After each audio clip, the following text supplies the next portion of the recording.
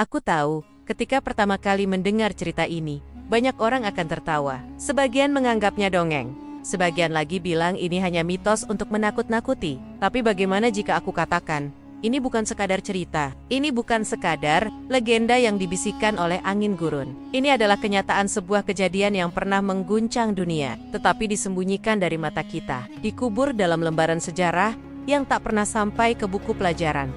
Bayangkan sejenak, ribuan prajurit bersenjata lengkap dengan keyakinan bahwa mereka tak terkalahkan. Mereka maju dengan kesombongan, dengan dada membusung, mengira bahwa kekuatan ada di ujung senapan, bahwa kemenangan hanyalah soal siapa yang memiliki lebih banyak peluru.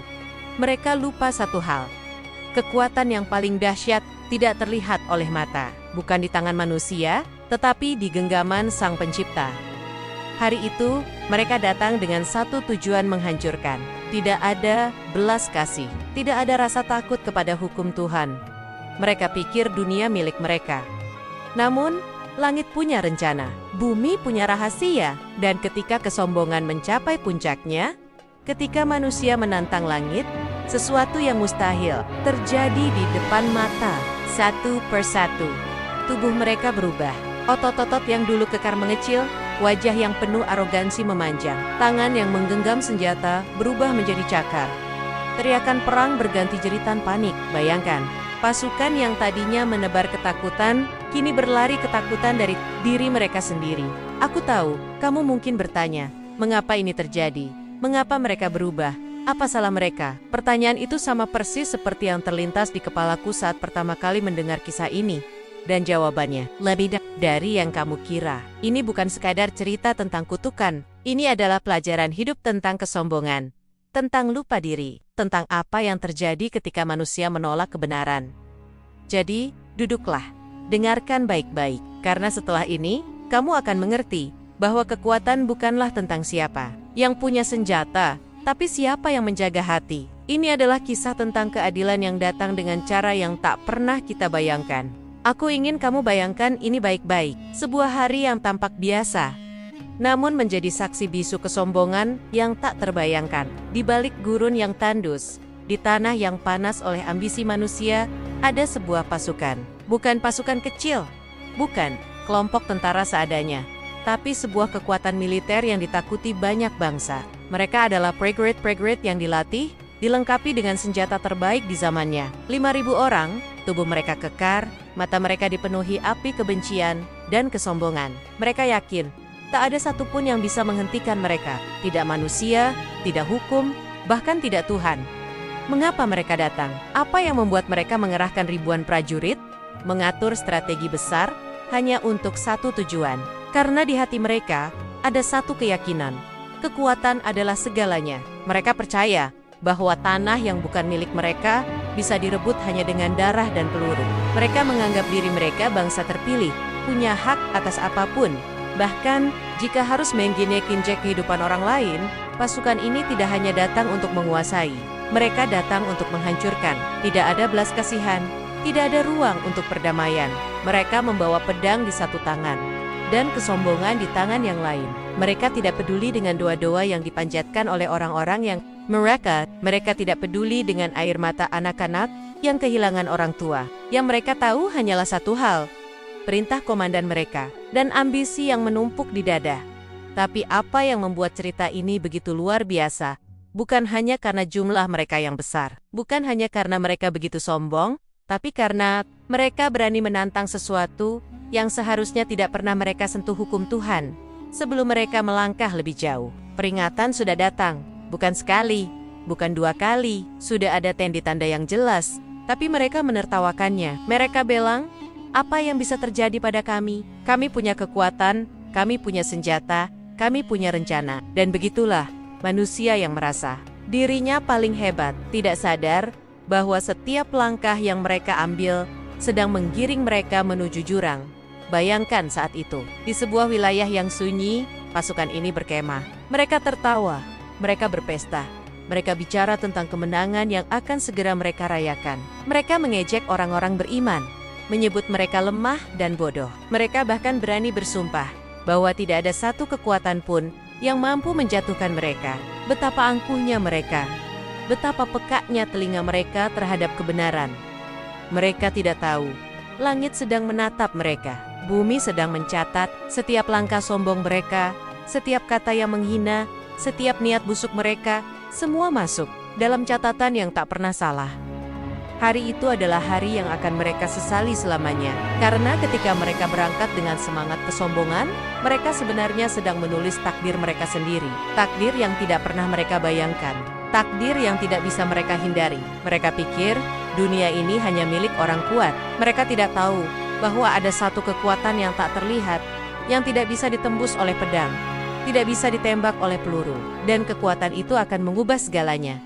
Kamu tahu apa yang paling menyedihkan? Mereka bukan hanya mengabaikan peringatan, mereka mengejeknya. Mereka bilang, jika benar ada Tuhan yang bisa menghukum kami, biarkan Dia turunkan hukumannya sekarang. Kami akan tetap menang. Sebuah kalimat yang akan terpatri dalam sejarah sebagai bukti kesombongan manusia. Dan itulah titik di mana garis pemisah antara keangkuhan dan kehancuran mulai terlihat. Aku ingin kamu ingat satu hal dari latar belakang ini. Bukan jumlah mereka yang penting, bukan senjata mereka yang membuat cerita ini menakutkan, tapi bagaimana kesombongan bisa membutakan hati manusia. Mereka berpikir mereka menguasai segalanya, tapi mereka lupa, bahkan napas mereka pun bukan milik mereka. Dan ketika kesombongan mencapai puncaknya, tak ada yang bisa menolong mereka dari konsekuensi yang sudah menunggu. Ingatlah ini, karena disinilah awal dari sebuah peristiwa yang akan membuat dunia tercengang. Sebuah kejadian yang akan membuktikan bahwa ketika manusia menantang langit, langit akan menjawab dengan cara yang tak pernah kita bayangkan. Dan jawaban itu akan membuat kita terdiam. Kesalahan terbesar dalam hidup manusia bukanlah ketika mereka lemah, bukan ketika mereka kalah. Kesalahan terbesar adalah ketika mereka merasa tidak mungkin salah. Itulah yang terjadi pada pasukan ini. 5.000 prajurit yang dulu digadang-gadang sebagai pasukan terkuat, yang memiliki senjata terbaik, yang punya strategi paling matang, mereka tidak dikalahkan oleh musuh. Mereka dikalahkan oleh diri mereka sendiri. Aku ingin kamu paham, apa yang mereka lakukan bukan sekadar kesalahan kecil. Ini bukan soal melanggar peraturan biasa. Mereka melakukan sesuatu yang mengguncang hukum Tuhan. Sebelum semua ini terjadi, mereka telah diberi peringatan berkali-kali. Ada aturan yang sudah jelas, ada batas yang sudah ditetapkan, tapi mereka menolaknya dengan penuh kesombongan. Mereka bukan sekadar mengabaikan kebenaran, mereka mempermainkannya. Apa kesalahan mereka? Mereka menantang perintah yang paling suci. Mereka tahu apa yang dilarang, tetapi dengan sengaja melanggarnya. Bukan karena tidak tahu, bukan karena tidak sengaja, tapi karena mereka mengira bisa mempermainkan hukum Tuhan. Mereka merasa pintar, merasa licik, mereka cukup untuk menipu Sang Pencipta. Mereka tahu ada hari larangan berburu, tapi apa yang mereka lakukan? Mereka memanipulasi aturan. Mereka memasang jaring sebelum hari itu tiba, lalu mengambil hasilnya setelahnya.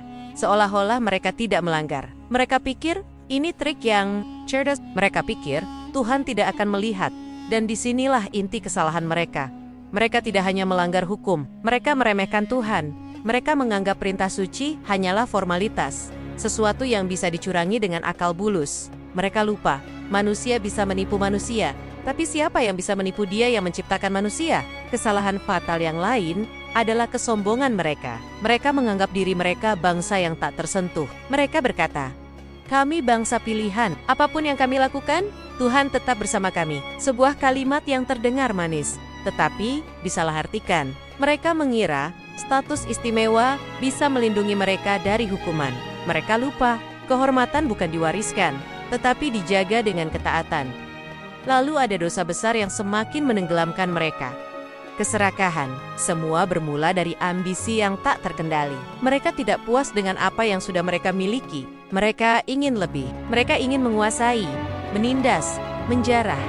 Mereka bukan hanya melanggar aturan perburuan, mereka melanggar batas kemanusiaan. Mereka menindas orang-orang lemah, mengambil hak yang bukan milik mereka, menghina mereka yang berpegang pada kebenaran. Mereka memperlakukan hukum Tuhan seperti permainan, dan memperlakukan manusia seperti benda yang bisa diinjak kapan saja. Tapi tahu apa yang paling mengerikan? Mereka melakukannya dengan sadar. Mereka tahu itu salah. Mereka tahu itu berdosa, tapi mereka menertawakan dosa itu. Mereka saling mengajak, saling mendukung, bahkan merayakan pelanggaran mereka si kenekan itu sebuah kebanggaan. Mereka berkata satu sama lain, tidak akan ada yang terjadi. Lihat, kami masih hidup. Lihat, kami masih berkuasa. Dan itulah puncak kesalahan mereka. Mengira diamnya Tuhan adalah tanda bahwa mereka benar. Mereka tidak tahu diamnya Tuhan bukan berarti lupa. Diamnya Tuhan adalah kesabaran, dan kesabaran itu ada batasnya. Peringatan datang, tapi mereka mengabaikannya. Ada orang-orang saleh di antara mereka yang menasihati, jangan lakukan ini. Ini akan membawa bencana. Tapi, apa jawab mereka? Ejekan, hinaan.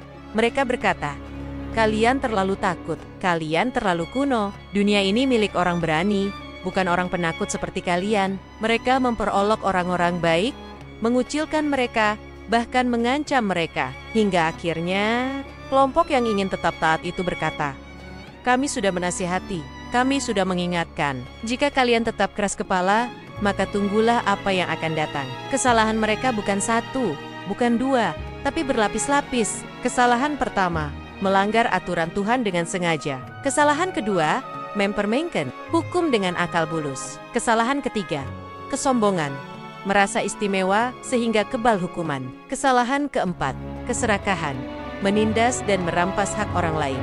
Kesalahan kelima, meremehkan peringatan, bahkan menghina mereka yang mengingatkan. Dan ketika 5 kesalahan ini bertemu, lahirlah malapetaka. Mereka sudah menggali lubang dengan tangan mereka sendiri.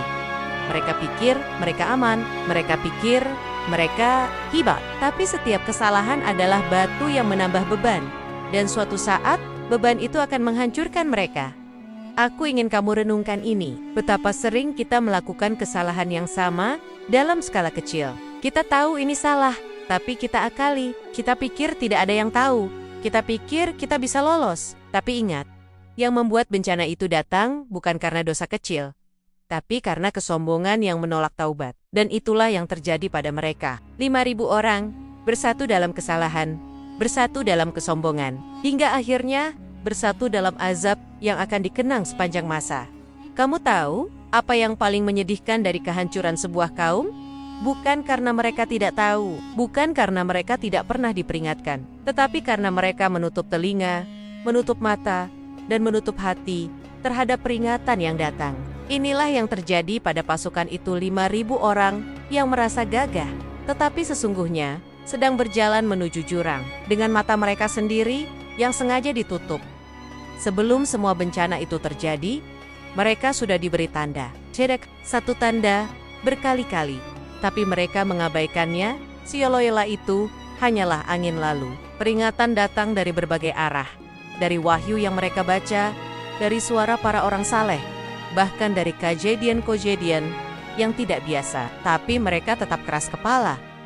Mereka berkata, itu hanya kebetulan, tidak ada yang perlu ditakutkan. Peringatan pertama datang dari dalam kitab yang mereka yakini sendiri. Mereka tahu hukum yang jelas. Ada hari yang diharamkan untuk berburu, hari Sabtu yang seharusnya diisi dengan ibadah, bukan dengan keserakahan. Mereka tahu aturan ini bukan main-main. Ini adalah ujian untuk membuktikan ketaatan. Tapi apa yang mereka lakukan? Mereka menguji balik Tuhan.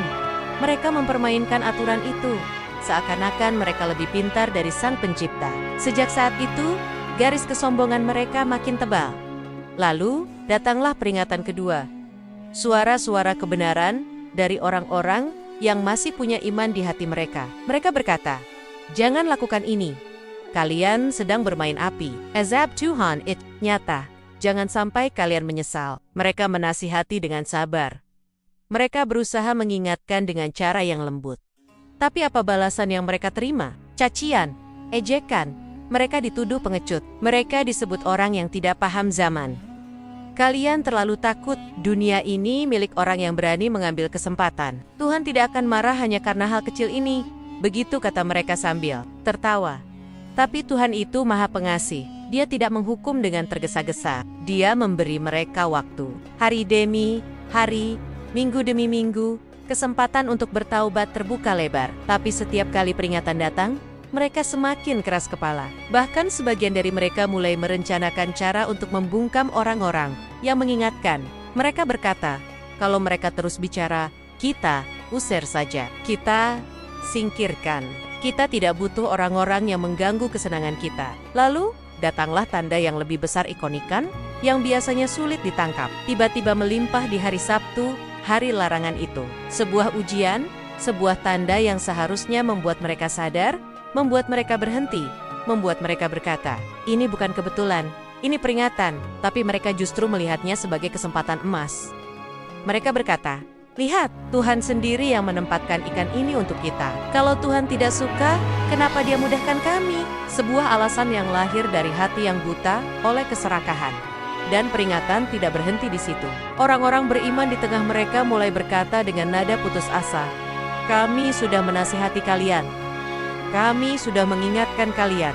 Jika kalian tetap memilih jalan ini, bersiaplah. Azab Tuhan itu nyata, dan kami tidak mau ikut binasa bersama kalian. Hingga akhirnya mereka memutuskan untuk memisahkan diri, menjauh dari kaum yang keras kepala itu. Dua kelompok kini terpisah. Satu kelompok yang berserah diri, dan satu kelompok yang menertawakan mereka sambil berkata, pergilah, kami akan tetap di sini, menikmati hidup kami, tidak akan ada yang terjadi. Lihatlah bagaimana kesombongan itu berbicara. Mereka mengira kebaikan adalah kelemahan, mereka mengira ketaatan adalah ketakutan. Mereka lupa, yang mereka sebut pengecut itulah yang sedang menyelamatkan diri dari bencana. Dan yang mereka sebut berani, sesungguhnya sedang berjalan ke dalam perangkap yang mereka pasang sendiri. Kamu tahu apa yang paling menyedihkan? Saat peringatan terakhir datang sebuah tanda yang membuat langit seakan berbisik bahwa waktunya sudah dekat, mereka tetap tertawa. Tidak ada yang berubah. Mereka terus dengan rencana mereka, terus dengan kelicikan mereka, terus dengan pelanggaran mereka. Dan pada titik itulah, keputusan turun dari langit. Kesabaran yang sudah terlalu lama akhirnya mencapai batasnya. Pintu taubat tertutup, dan yang terbuka hanyalah pintu hukuman. Dengar baik-baik. Mereka tidak dihancurkan karena tidak tahu. Mereka binasa karena tahu, tapi menolak untuk tunduk. Mereka tidak terjatuh karena kebodohan, tetapi karena kesombongan yang menganggap peringatan hanyalah suara angin. Mereka pikir mereka bisa menghindari hukum Tuhan. Mereka pikir mereka lebih pintar dari langit, dan itulah kesalahan terbesar yang bisa dilakukan manusia, mengira dirinya bisa lolos dari pengawasan Tuhan. Hari itu akan datang, hari di mana semua tawa akan berubah menjadi jeritan, hari di mana mereka baru sadar bahwa peringatan bukan ancaman kosong, tapi sayang. Kesadaran yang datang terlambat tidak lagi menyelamatkan. Kamu tahu apa yang membuat manusia paling dekat dengan kehancurannya? Bukan ketika dia miskin, bukan ketika dia lemah, tapi ketika dia merasa tidak terkalahkan. Saat kesombongan menutup matanya, saat arogansi membutakan hatinya. Dan inilah yang terjadi pada mereka. Pasukan yang dulu disanjung, kini berjalan menuju takdir kelam mereka sendiri, dengan kepala tegak, dada membusung. Seolah-olah langit ini tidak pernah ada di atas mereka. Hari itu, aroma kemenangan seakan sudah mereka cicipi. Mereka duduk dalam kemah megah, di bawah langit yang seolah diam. Mereka bicara tentang masa depan, tentang kekuasaan, tentang dunia yang akan mereka kuasai. Mereka tertawa, mereka berpesta, mereka minum anggur sambil menyusun rencana kejam berikutnya. Tidak ada sedikit pun rasa takut di wajah mereka. Tidak ada satupun yang bertanya, apakah yang kita lakukan ini benar? Karena di hati mereka, kebenaran sudah mati. Yang hidup hanyalah kesombongan. Siapa yang bisa melawan kita? Kata salah satu dari mereka, sambil mengangkat cangkir tinggi-tinggi. Kita punya pasukan terkuat. Kita punya senjata terbaik. Kita punya komandan paling cerdas. Dan lihat, sampai sekarang tidak ada yang mampu menghentikan kita. Yang lain tertawa keras, menepuk meja, berkata, bahkan Tuhan pun diam. Apa artinya itu? Artinya, kita berada di jalan yang benar. Itu lepak arogansi. Ketika mereka mengira diamnya Tuhan adalah tanda persetujuan, mereka lupa bahwa diam itu adalah kesabaran. Kesabaran yang, jika sudah habis, akan meledak menjadi murka yang tak terbayangkan. Tapi mereka tidak peduli. Mereka bahkan mulai mengejek ayat-ayat yang melarang perbuatan mereka. Mereka berkata, apa gunanya aturan itu? Aturan hanya untuk orang lemah. Kita bukan orang lemah, kita dilahirkan untuk menguasai. Bayangkan betapa dalam kesombongan mereka. Mereka tidak hanya melanggar, mereka menantang. Mereka tidak hanya mengabaikan, mereka memperolok. Mereka bahkan bersumpah bahwa tidak ada azab yang akan datang. Kalau Tuhan benar-benar murka, biarkan Dia turunkan hukuman itu sekarang. Kami tidak takut, begitu teriak mereka. diiringi tawa yang membelah malam. Kata-kata yang lahir dari mulut yang mabuk kesombongan, kata-kata yang akan menjadi saksi kehancuran mereka sendiri. Dan bukan hanya itu, mereka memandang rendah orang-orang saleh yang telah pergi menjauh, yang memilih selamat daripada ikut binasa. "Lihat mereka," kata mereka sambil tertawa. "Para pengecut." Mereka lari karena takut. Mereka pikir sesuatu akan terjadi, tapi kita akan buktikan pada mereka, tidak akan ada apa-apa. Kita akan tetap di sini, kita akan tetap bersenang-senang. Oh, betapa angkuhnya manusia ketika dia lupa siapa dirinya. Mereka lupa bahwa mereka hanyalah debu yang berjalan di atas bumi. Mereka lupa bahwa setiap napas yang mereka hirup adalah pinjaman. Mereka lupa bahwa kekuatan mereka hanyalah setetes di tengah lautan kuasa Tuhan. Dan ketika lupa itu berubah menjadi kesombongan, maka tunggulah, karena azab tidak akan datang dengan langkah pelan. Ia akan datang seperti badai, merobek semua kebanggaan, menggiling semua keangkuhan, hingga tidak tersisa satupun selain penyesalan. Inilah yang paling menakutkan. Mereka merasa paling aman pada detik-detik sebelum kehancuran. Mereka tertawa paling keras pada malam sebelum azab turun.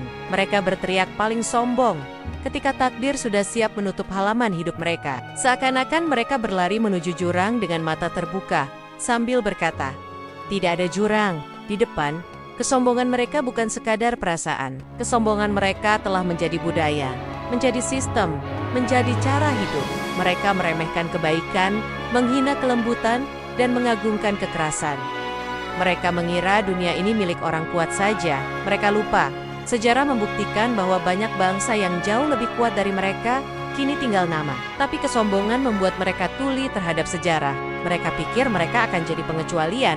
Dan ketika malam itu tiba, ketika bintang-bintang bersinar tenang, ketika mereka tidur dengan keyakinan palsu bahwa besok mereka akan bangun dengan kejayaan, langit sudah menulis keputusan yang tidak bisa diganggu-gugat, keputusan yang akan mengubah wujud mereka, keputusan yang akan membuat dunia tercengang dan berkata, "Beginilah nasib orang yang menantang Tuhan."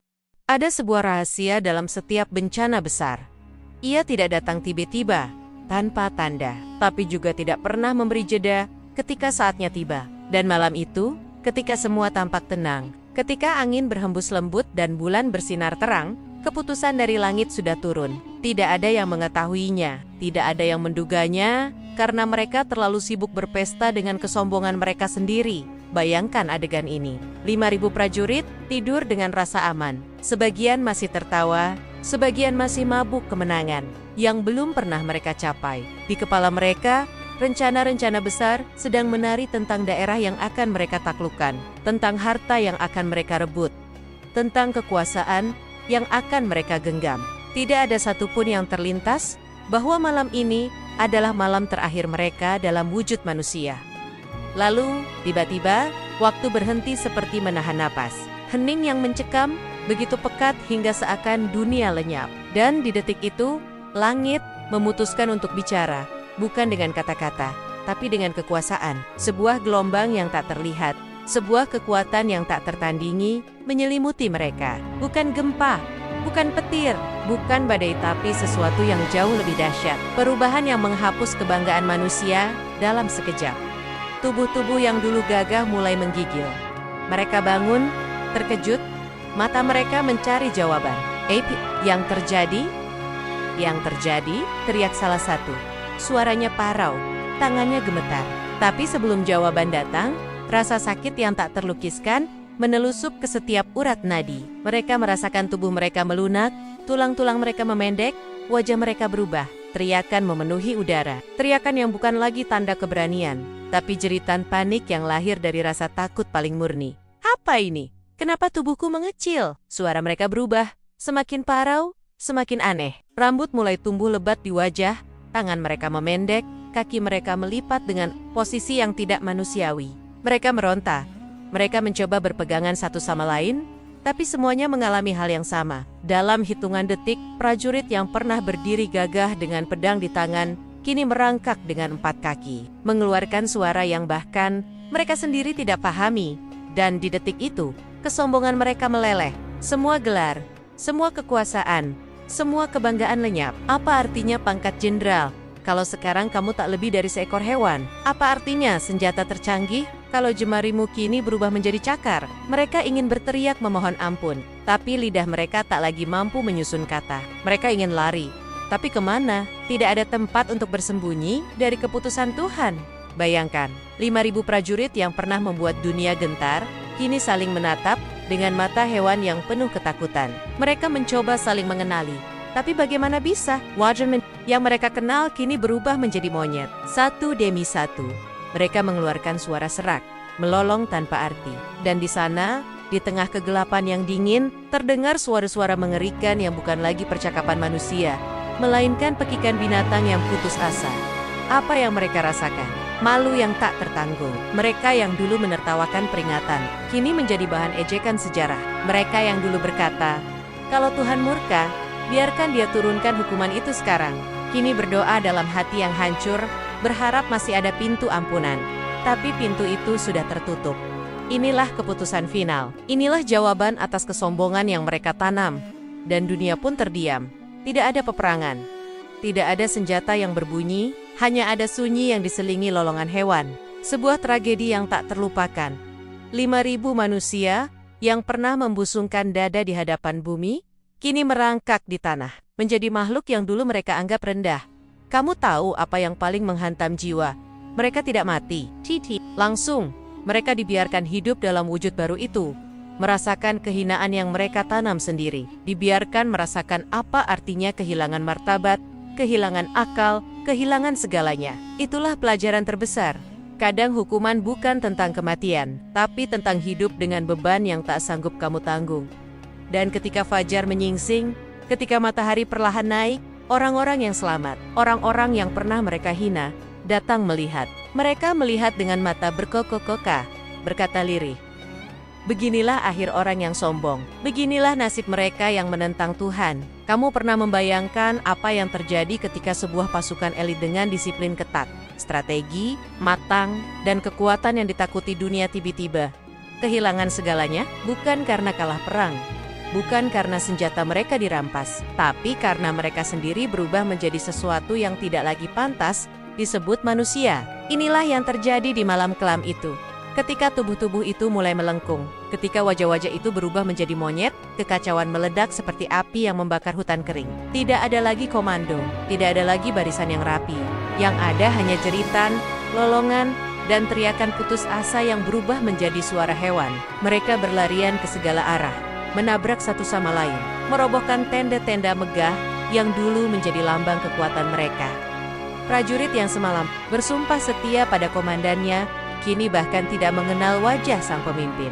Karena apa gunanya pangkat jika wujudmu sudah berubah menjadi seekor hewan? Sang jenderal yang biasanya berdiri dengan dada membusung, memegang tongkat komando kini merangkak dengan 4 kaki. Matanya liar, suaranya serak seperti lolongan. Dia mencoba bicara, mencoba memanggil pasukannya untuk tetap tenang, tapi dari mulutnya keluar suara yang memalukan. Suara yang bahkan dia sendiri tidak pahami. Kekacauan semakin menjadi-jadi. Sebagian dari mereka berusaha berlari keluar dari perkemahan, tapi kaki yang kini pendek dan bengkok membuat langkah mereka terhuyung-huyung. Mereka tersandung, jatuh, bangkit lagi, hanya untuk kembali terguling. Sebagian memanjat pohon dengan refleks yang asing bagi tubuh mereka yang baru. Bayangkan kemarin mereka ahli menembak dengan presisi tinggi. Hari ini mereka memanjat pohon seperti binatang hutan, dengan mata liar dan napas tersengal. Yang lebih tragis, mereka mulai saling menyerang. Naluri hewan yang menggantikan akal. Manusia membuat mereka kehilangan rasa persaudaraan. Mereka yang dulu berbaris bahu-membahu kini saling mencakar, saling menggigit.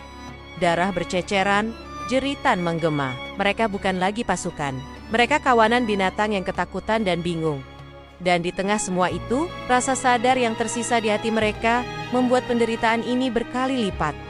Mereka tahu apa yang terjadi. Mereka tahu, mereka dihukum. Mereka tahu, ini bukan mimpi buruk yang bisa mereka bangun darinya. Mereka ingin menjerit, ingin memohon ampun, tapi lidah mereka hanya bisa mengeluarkan pekikan kasar. Mereka ingin menulis, ingin menyampaikan pesan, tapi tangan mereka kini hanya cakar. Bayangkan rasa putus asa yang membunuh perlahan dari dalam. Kekacauan ini bukan hanya fisik, ini kekacauan jiwa, ketakutan bercampur penyesalan. Mereka ingat Setiap ejekan yang mereka lontarkan pada orang-orang saleh. Mereka ingat setiap sumpah sombong yang mereka ucapkan. Dan sekarang, setiap kata itu menampar mereka seperti cambuk api. Mereka ingin memutar waktu, tapi tidak ada lagi waktu yang bisa mereka rebut. Semua kesempatan sudah habis. Perkemahan Yang semalam berdiri megah, kini hancur berantakan. Tenda-tenda terbalik, peralatan perang berserakan, makanan berceceran.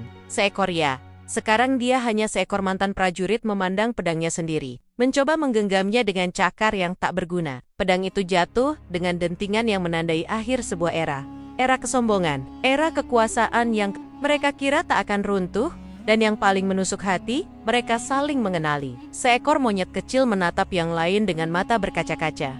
Mereka tahu, ini dulu adalah sahabatnya. Mereka pernah duduk satu meja, pernah makan bersama, pernah tertawa dalam pesta, tapi sekarang tidak ada yang bisa mereka lakukan selain melolong bersama dalam kegelapan. Ketika fajar mulai merekah, kekacauan itu berubah menjadi kepasrahan. Mereka yang semalam menguasai segalanya, kini hanya bisa bersembunyi di balik reruntuhan, menghindari tatapan orang-orang yang datang melihat. Mereka tahu, mereka akan menjadi cerita yang akan disampaikan dari satu generasi ke generasi lain tentang 5.000 manusia yang menjadi monyet karena kesombongan mereka sendiri. Apa yang tersisa setelah semua teriakan itu padam? Setelah kekacauan reda, setelah 5.000 tubuh manusia hilang dan berganti menjadi wujud yang hina, tinggal satu hal pelajaran. Sebuah hikmah besar yang mengguncang jiwa, yang menampar kesombongan. Siapapun yang masih hidup, yang berani menantang aturan Tuhan. Kamu tahu, apa inti dari peristiwa ini? Bahwa kesombongan bukan hanya penyakit hati ya, adalah pintu kehancuran. Mereka yang dulu berdiri gagah dengan senjata, mereka yang dulu merasa dunia ada di telapak tangan, mereka yang berkata dengan lantang, siapa yang bisa melawan kita? Kini menjadi contoh hidup tentang betapa rapuhnya manusia. Hikmah pertama, jangan pernah menyepelekan peringatan. Mereka sudah diingatkan, mereka sudah diberi tanda, diberi waktu, diberi ruang untuk bertaubat. Tapi mereka memilih menutup telinga. Mereka memilih menertawakan orang-orang yang mengingatkan mereka. Mereka mengira, jika azab tidak datang besok, berarti tidak akan datang selamanya. Mereka lupa bahwa kesabaran Tuhan bukan kelemahan. Kesabaran itu adalah tali yang semakin lama, semakin tegang dan ketika putus, siapapun yang bergantung padanya akan jatuh dalam jurang kehinaan. Hikmah kedua, kekuasaan dan kekuatan bukan jaminan. Keselamatan, mereka punya senjata, punya pangkat, punya strategi. Mereka pikir, dengan semua itu, mereka bisa melawan apapun. Tapi pada akhirnya, apa gunanya pangkat jika kamu tidak lagi bisa berbicara? Apa gunanya senjata jika jemarimu berubah menjadi cakar? Apa gunanya kekuatan jika dalam sekejap kamu menjadi makhluk yang bahkan tidak bisa membela dirinya sendiri? Hikmah ketiga, kesombongan memutus jalan kembali. Perhatikan, bukan sekadar karena mereka berdosa, tapi karena mereka sombong dalam dosa. Mereka tidak hanya salah, mereka menantang. Mereka tidak hanya menolak, mereka mengejek. Mereka berkata, kalau Tuhan murka, turunkan sekarang. Itulah kalimat yang menjadi paku peti mati mereka. Karena siapapun yang menantang langit, bersiaplah ketika langit menjawab. Hikmah keempat, hukuman terbesar bukan kematian, tapi hidup dalam kehinaan. Kalau mereka mati malam itu, mungkin cerita ini hanya jadi kisah biasa tentang pasukan yang binasa. Tapi Tuhan memilih hukuman yang lebih pedih. Mereka hidup, tapi tanpa kemuliaan, tanpa martabat. Mereka berjalan di tanah, mereka memanjat pohon, mereka mencari makanan seperti binatang. Dan yang paling kejam, mereka sadar. Mereka tahu ini karena dosa mereka sendiri. Mereka membawa penyesalan yang membakar jiwa mereka setiap detik, sampai ajal datang. Dan hikmah terakhir, yang paling dalam, kita semua bisa menjadi mereka kalau kita lupa siapa diri kita. Kalau kita lupa bahwa kita hanyalah makhluk kecil yang hidup karena izinnya. Kita mungkin tidak berubah menjadi monyet secara fisik, tapi berapa banyak orang yang berubah secara batin karena kesombongan? Berapa banyak yang rela menjual hati demi kekuasaan, yang menghina aturan demi keuntungan? Mereka berjalan dengan tubuh manusia, tapi jiwanya sudah menjadi binatang. Inilah peringatan paling keras. Jangan biarkan kesombongan menjadikan kita bangkai sebelum mati. Peristiwa ini bukan sekadar cerita untuk ditakuti. Ini adalah cermin. Setiap kali kita merasa paling benar, paling kuat, paling hebat, Tataplah bayangan, 5.000 prajurit itu. Ingat bagaimana mereka tertawa sebelum menjerit. Ingat bagaimana mereka mengangkat kepala tinggi-tinggi sebelum wajah mereka dirundukkan ke tanah. Ingat bagaimana mereka mengira dunia ini milik mereka, sebelum dunia memperlihatkan betapa rapuhnya mereka. Tuhan tidak menurunkan kisah ini untuk menghina mereka, tapi untuk menyelamatkan kita, agar kita belajar, agar kita tidak mengulangi kesalahan yang sama. Agar kita tahu bahwa kebebasan bukan berarti kita bebas menantang Sang Pencipta, bahwa kekuatan bukan alasan untuk menindas, bahwa kesabaran Tuhan bukan undangan untuk berbuat zalim.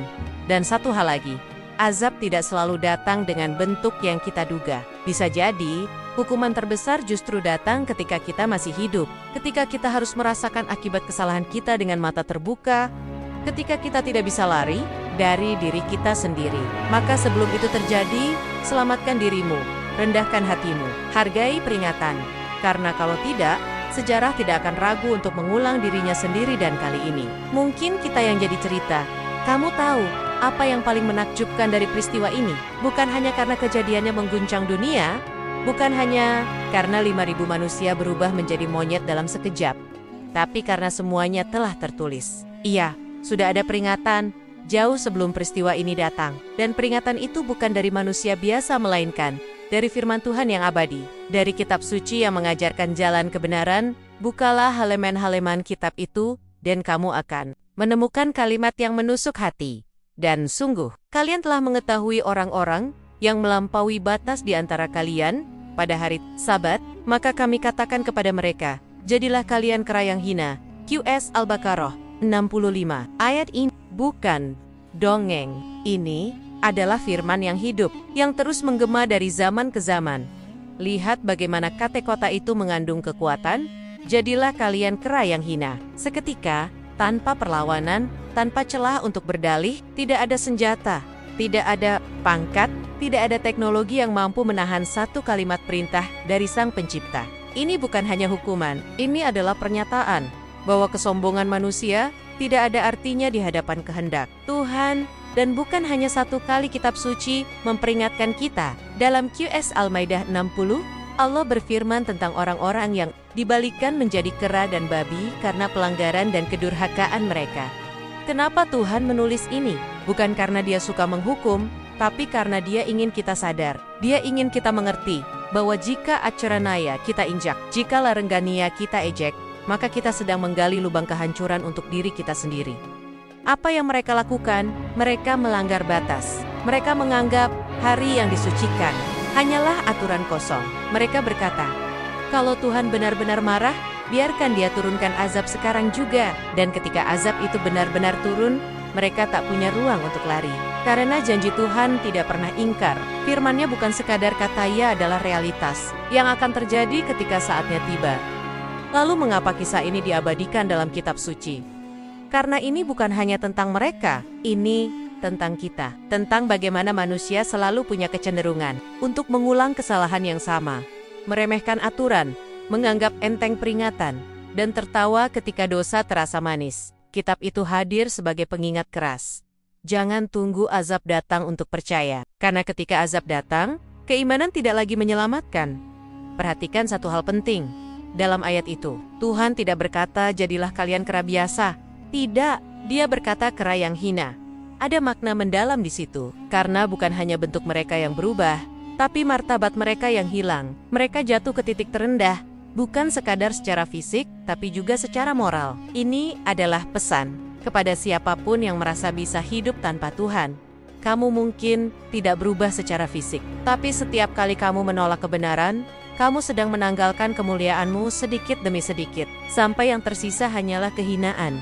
Sekarang bayangkan kalau sebuah ayat yang sudah turun ribuan tahun lalu, benar-benar terjadi dalam bentuk nyata. Apakah itu bukan bukti? Bukti bahwa setiap huruf dalam kitab itu bukan mitos, bukan dongeng, tapi kebenaran yang tak terbantahkan. Peristiwa ini adalah saksi bahwa firman Tuhan tidak pernah bohong, bahwa apa yang Dia janjikan akan Dia penuhi, bahwa dunia ini berjalan di bawah kehendak-Nya, bukan kehendak kita.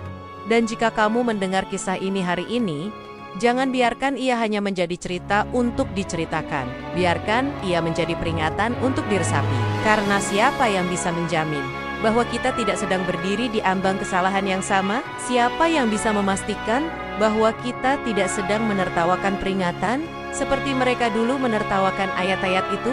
Kitab suci sudah memberi kita peta agar tidak tersesat. Pertanyaannya, apakah kita mau membaca peta itu? Atau kita memilih menutup mata sampai kita sendiri terperosok ke jurang yang sama? Apa yang seharusnya kita ambil dari kisah mengerikan ini? Apakah hanya sekadar rasa takut? Tidak. Kisah ini bukan sekadar cerita untuk menakut-nakuti.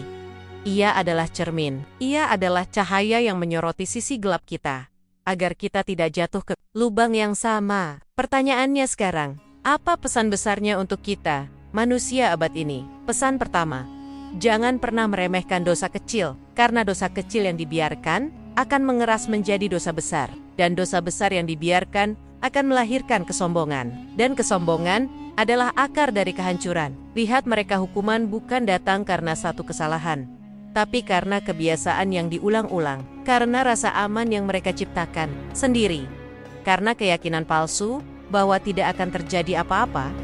Bukankah kita juga sering berkata begitu? Cuma sekali, semua orang juga melakukannya, sampai akhirnya kita tidak sadar bahwa kita sudah tenggelam.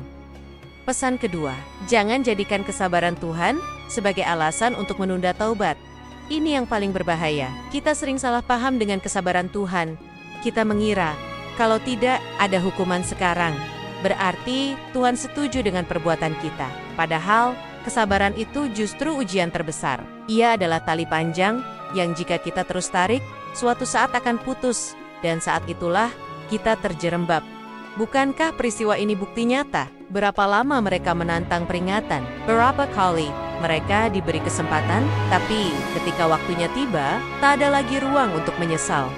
Pesan ketiga, kekuasaan dan kekuatan bukan jaminan kebahagiaan, apalagi keselamatan. Mereka adalah pasukan elit, pasukan yang ditakuti. Mereka punya senjata, punya komando, punya strategi. Tapi dalam sekejap, semua itu jadi abu. Kita pun sering terjebak dalam ilusi yang sama. Kita pikir harta akan menyelamatkan kita. Kita pikir jabatan akan membuat kita aman. Kita pikir popularitas adalah benteng. Padahal, kalau Tuhan sudah berkata, jadilah, semua itu lenyap. Dan yang tersisa hanyalah siapa kita di hadapan Ia. Pesan keempat, rendahkan hatimu, karena kesombongan adalah racun yang membunuh perlahan. Kesombongan bukan hanya tentang berkata sombong. Ia bisa hadir dalam diam, dalam hati yang merasa lebih baik dari orang lain, dalam pikiran yang merasa tidak perlu lagi diingatkan, dalam sikap yang merasa aman dari azab. Mereka dulu sombong, bukan karena tidak tahu Tuhan, tapi karena merasa lebih pintar, lebih hebat, lebih kuat. Dan hari ini, berapa banyak di antara kita yang merasa tidak butuh bimbingan, yang menertawakan kebenaran karena merasa modern dan pintar? Pesan kelima, yang paling penting, selalu ingat tujuan hidup. Kita bukan diciptakan untuk menantang Tuhan. Kita tidak diciptakan untuk mengejar dunia, seakan dunia ini milik kita selamanya. Kita diciptakan untuk tunduk, untuk taat, untuk menebar kebaikan. Dan setiap kali kita lupa, ingatlah 5.000 prajurit itu. Ingat bagaimana mereka tertawa sebelum menangis. Ingat bagaimana mereka mengira dunia tidak bisa menggoyahkan mereka sampai dunia menelanjangi kelemahan mereka. Kisah ini harus menjadi alarm yang terus berbunyi di hati kita. Setiap kali kita tergoda untuk meremehkan aturan, dengarkan bisikan ini. Apakah kamu mau mengulang sejarah mereka? Setiap kali kita sombong karena punya harta, jabatan atau ilmu, tanya pada diri sendiri, apa gunanya semua ini kalau besok Tuhan ambil semuanya dalam sekejap? Dan jangan tunggu azab untuk berubah. Jangan tunggu musibah untuk sadar, karena hidayah selalu lebih indah daripada hukuman. Selangkah saja kita mendekat kepadanya, 1000 langkah, Dia akan mendekat. Kepada kita, inilah kesempatan yang mereka abaikan. Jangan Yulanji. Jadi, ambillah pesan ini, genggam erat. Bersyukurlah selagi masih bisa mendengar peringatan. Taatlah selagi pintu taubat masih terbuka. Rendahkan hati selagi napas masih ada, karena tidak ada yang lebih memalukan daripada hidup tanpa kehormatan, dan tidak ada yang lebih mengerikan daripada mati tanpa ampunan. Peristiwa ini bukan hanya untuk mereka, tapi untuk kita semua, untuk saya, untuk kamu, untuk setiap manusia yang kadang lupa bahwa kita hanyalah makhluk kecil yang hidup karena kasih. Tuhan, jangan tunggu sejarah mengulang dirinya dengan kita sebagai tokoh utama. Hari ini, sekarang juga, kita pilih jalan yang benar sebelum terlambat, dan begitulah akhir sebuah kesombongan. 5.000 pasukan yang dulu gagah, kini hanya tinggal cerita. Sebuah kisah yang ditulis bukan untuk ditertawakan, tapi untuk direnungkan. Karena siapapun kita hari ini, kaya atau miskin, kuat atau lemah, tidak ada yang kebal dari hukum Tuhan. Kesombongan selalu punya harga, dan harga itu lebih mahal dari yang bisa kita bayangkan. Teman-teman, kalau kamu sampai di bagian ini, artinya hatimu masih hidup. Jangan biarkan kisah ini sekadar lewat di telingamu. Jadikan ia pengingat. Jadikan ia alarm yang membangunkanmu setiap kali kamu mulai jauh dari kebenaran. Karena peringatan seperti ini adalah tanda cinta sebelum semuanya terlambat, dan kalau kamu ingin terus mendengar kisah-kisah nyata penuh makna, yang bukan hanya menggetarkan hati, tapi juga menguatkan iman, jangan lupa untuk klik tombol subscribe, nyalakan loncengnya, dan bagikan video ini ke orang-orang yang kamu cintai. Siapa tahu, lewat satu klik sederhana darimu, ada hati yang terselamatkan. Kita akan terus hadir dengan cerita dahsyat yang mengguncang jiwa, mengajarkan kita arti hidup, dan mendekatkan kita kepada kebenaran. Karena dunia ini penuh tanda, dan kita hanya perlu membuka mata untuk melihatnya. Sampai jumpa di cerita berikutnya. Ingat satu hal, bukan kisah ini yang penting, tapi bagaimana kamu mengubah hidupmu setelah mendengarnya.